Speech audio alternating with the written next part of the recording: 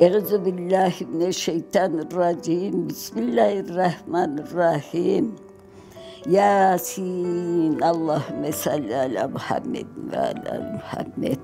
Vel Kur'anil Hakim. İnneke leminel murselin. Ala sıratın müstakim.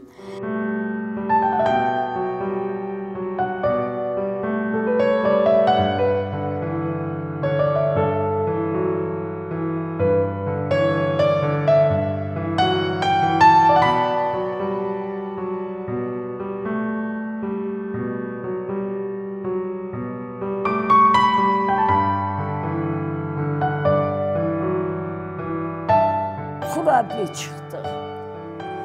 Tek varıp kabuk tüflağımı aldım bir kere. O da saldan geldi, korktum saldandan tüflağımı alıp kaçtım ama bana bir şey yapar diye. Atar beni.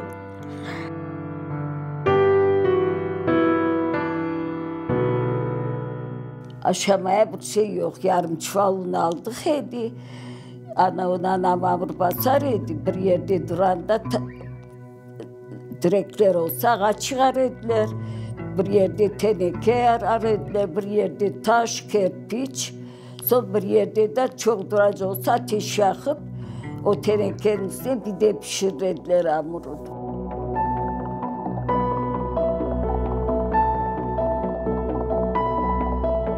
Bizi şkolaya koydular. Bir şeyimiz yok. Ne yorgan, ne skamka, ne kravat, ne bir şey. Kurabiye çıktık.